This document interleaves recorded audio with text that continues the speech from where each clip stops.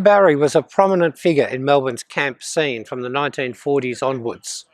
In his working life he was a wharfie, about as blokey a job as there was, but at work he was popular and respected, and when his workmates sent him up it was usually pretty good-natured, and they were quick to defend him against anyone who tried to have a go at him.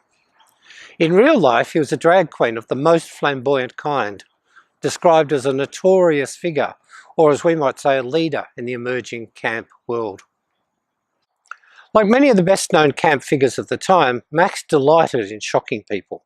His most famous exploit was the year he sold kisses at the Arts Ball, a major charity event. He was in full drag, performing as the film star Heather Page.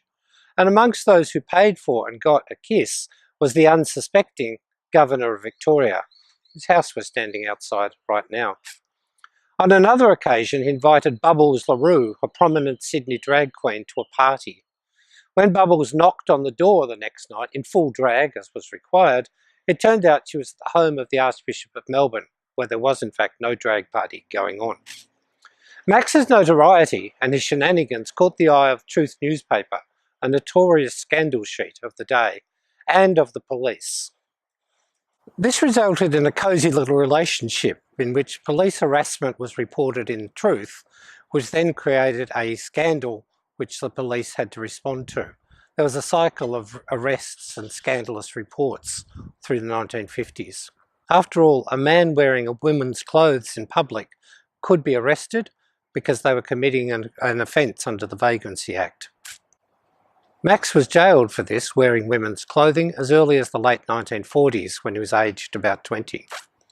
After the kisses for the governor story started to circulate, again courtesy of Truth, police really went after him.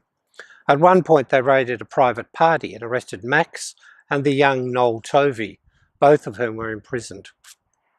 And yet in 1970 Max agreed to appear in a documentary on Australian sex called The Naked Bunyip. He was the only homosexual the producer could find who was prepared to appear and speak. He presented a very positive take on homosexual life, talking of love and romance, but also of the pleasures of illicit sex. He was quite confident in countering the opinions of police and psychiatrists with his own experience.